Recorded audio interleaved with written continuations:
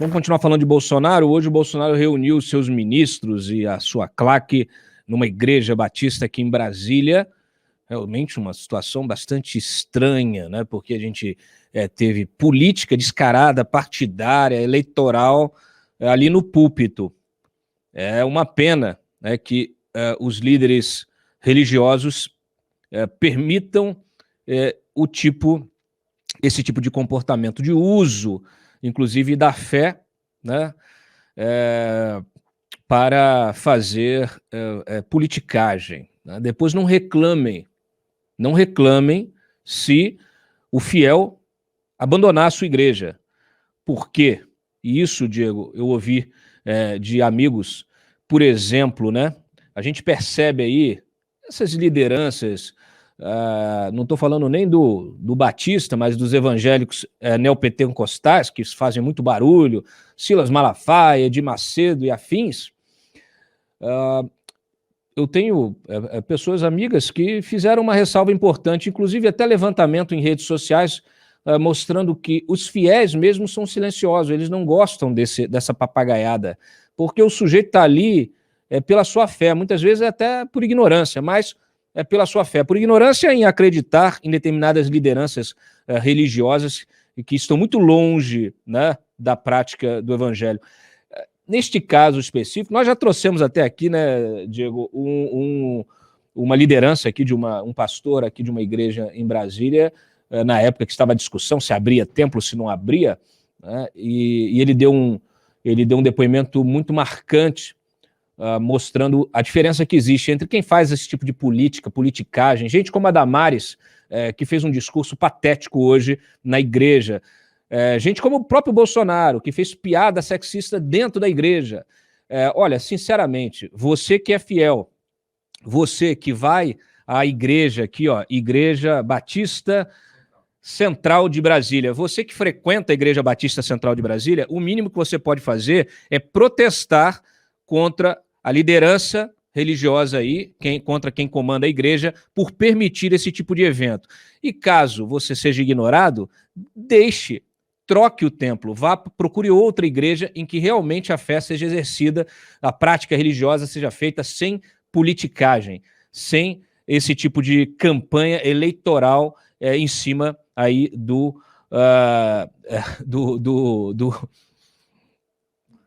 púlpito aí, do altar. Obrigado pela ajuda aqui. Vamos colocar aí, coloca um pouco o que o Bolsonaro falou, depois até o Onyx Lorenzoni estava lá.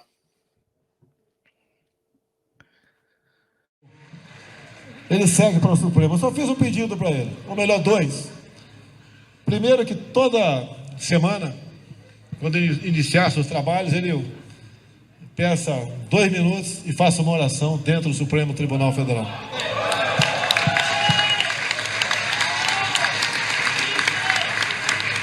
E outro que veio do coração. Nós sabemos que quem esquece seu passado está condenado a não ter futuro. Ele é uma pessoa humilde. Eu falei para ele que quero, todo mês, tomar com ele uma tubaína. Fechado, André? Fechado.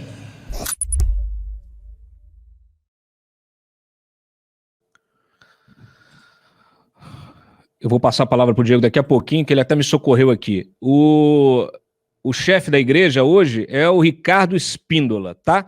Então você que é fiel, frequenta essa igreja, proteste, porque é ridículo esse tipo de comportamento de uma liderança religiosa. A gente tem que começar a colocar as coisas nos seus devidos lugares, tá? Isso aí não é religião, isso aí não é fé. O que estão misturando, isso aí é disputa pelo poder.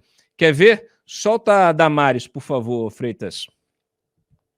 Temos no Brasil agora uma Coordenação Nacional de Liberdade Religiosa. A Coordenadora Nacional está aqui no ambiente. Nós estamos lutando e não vamos permitir que a nossa fé seja ridicularizada ou que nós tenhamos impedimento na nossa liberdade de fé.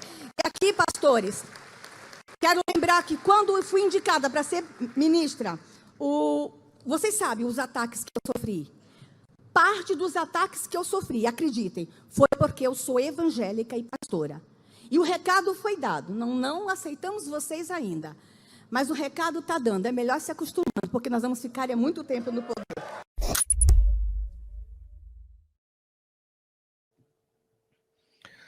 Cuidado com o áudio aí para não vazar enquanto estiver passando a imagem, hein?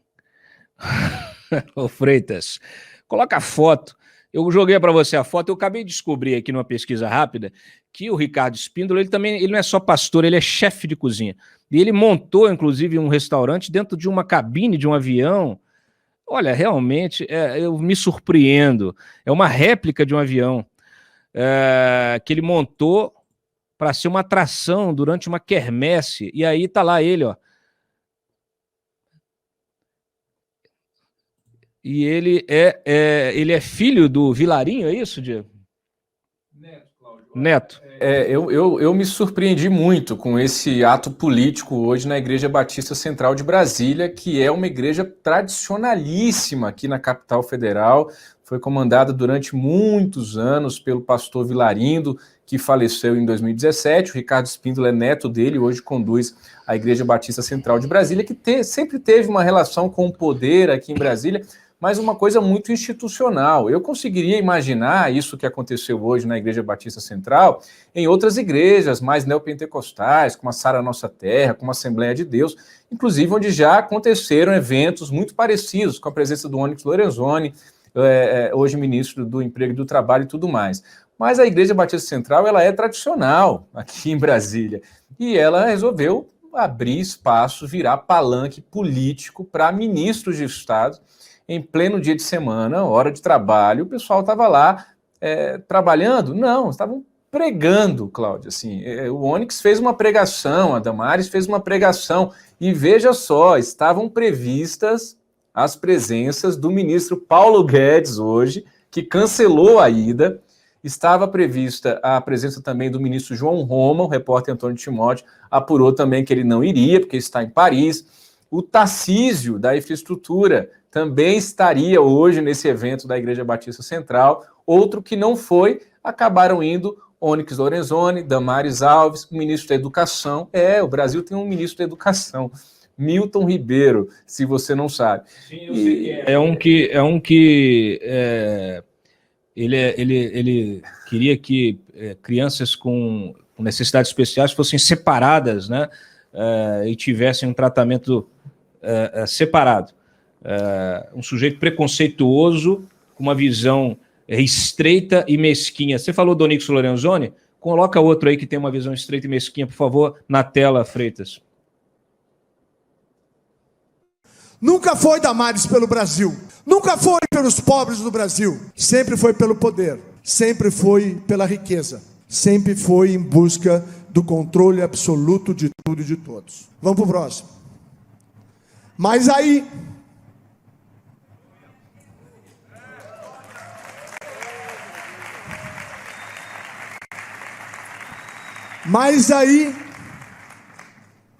algo aconteceu. E antes de progredir na nossa conversa aqui, quem tem uma caneta para me emprestar? Tá vendo essa pontinha aqui? Consegue ver, Damares? Aqui tem meio centímetro, mais meio centímetro falando. Tu não estava aqui, eu não estava aqui, o Rogério não estava aqui, a Damares não estava aqui.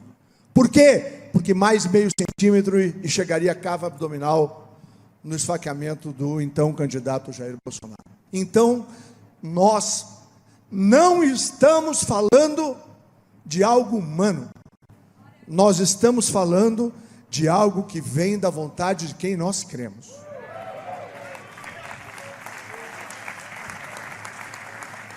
Eu poderia dizer que em 2018 eu acompanhava o improvável. Como que alguém sem nenhum segundo de televisão, como alguém sem partido político vai disputar a eleição?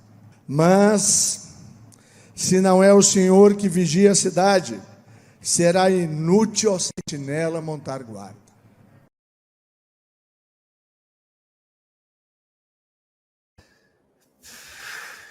Você que é fiel, presta atenção nessa notícia aqui.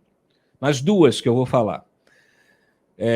Ex-assessor do Jair e do Eduardo Bolsonaro ganhando cargo na EBC. Aquela emissora que era a TV do Lula até o Bolsonaro assumir. Virou TV do Bolsonaro, era para ela ter sido extinta. Não, ela foi ampliada, fortalecida e aparelhada mais do que nunca. Aliás, está sendo utilizada para compra de novela da Record, para compra de programa dos Trapalhões.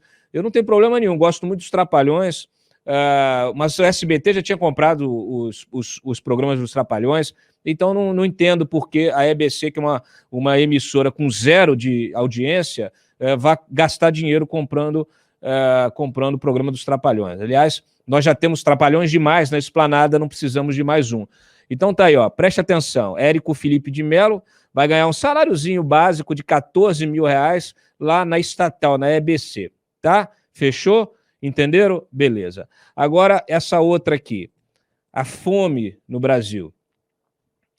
Fome cresceu mais, atingindo aqui mais 9 milhões, ou seja, hoje, olha, segundo aqui levantamento da rede Pensan, cerca de 116,8 milhões de brasileiros vivem com algum grau de insegurança alimentar, tá? Segundo esse levantamento da rede, que é a Rede Brasileira de Pesquisa em Soberania e Segurança Alimentar e Nutricional, no total, 19,1 milhões de cidadãos se enquadram neste perfil, tá? Neste perfil aqui, que é de quem passa fome, o equivalente a 9% da população. Então, nós temos 116,8 que, de alguma maneira, né, sofrem algum grau de insegurança alimentar e 19,1 milhões que passam fome. É um crescimento aqui de 9 milhões, tá? Então, se você é realmente uma pessoa espiritualizada, né, que tenha fé, que queira o bem, que procure o bem, desenvolvendo não só na sua comunidade, na sua família, mas aquele interno, né?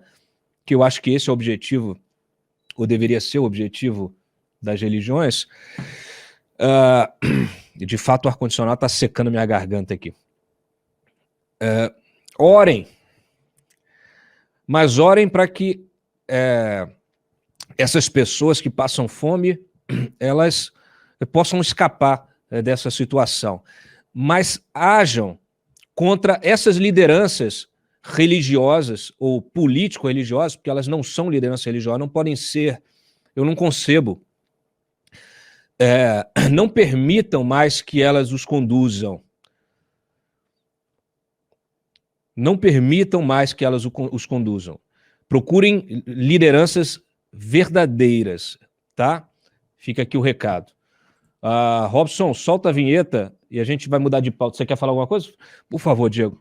Só fazer um comentário que esse tipo de evento que aconteceu hoje na igreja Você vai pegar? Pode pegar. Ele mostra a figura, o tal do messianismo político, né, Cláudio, em torno da figura do Bolsonaro. A gente já viu isso acontecer com o Lula, a gente já viu o Lula em altares, literalmente, de casa, sobretudo no Nordeste. As pessoas rezavam para os seus santos e rezavam para o painho Lula, junto com o padrinho Cícero. E agora a gente vê evangélicos que são contra a idolatria, em tese, que dizem ser idolatria, esse tipo de devoção, ao Bolsonaro, a essa questão messiânica em torno desse senhor. Lembrando que quem é Messias, e no caso do Bolsonaro, literalmente, Jair Messias Bolsonaro, como eles dizem tanto, quem é Messias não erra, quem é Messias faz tudo na boa intenção, quem é Messias é sempre perseguido, e é isso que vai se criando, é isso que a Damares, que o Onyx, com essa pregação ridícula que ele fez hoje, está tentando colocar na cabeça dos fiéis, de que o Bolsonaro é um enviado, um iluminado, um Messias de Deus contra tudo e todos, e qualquer coisa que ele faça é na melhor das intenções, e ele está tentando acertar, e se ele não está acertando é porque tem alguma coisa contra ele que está impedindo. Então isso é muito ruim, Cláudio, isso é muito perigoso mais do que ruim. E, além disso, percebe-se no discurso dos senhores ministros que hoje estavam pregando em vez de trabalhando, que não existe um projeto de país. Isso que você que me acompanha aqui no Antagonista, acompanha o Cláudio, acompanha o nosso trabalho, já sabe muito bem. Não existe um projeto de nação no bolsonarismo. Existe um anti-alguma coisa, um anticomunismo, um anti-um Lula, um anti-não sei o quê, sempre com esse discurso ironicamente e contraditoriamente, um discurso de ódio ante alguma coisa. A gente não tem nada pró, não tem nada para frente, Cláudio. Nós estamos fadados a esse messianismo que começou com Lula, repito, e vai se repetindo com Bolsonaro dentro da política.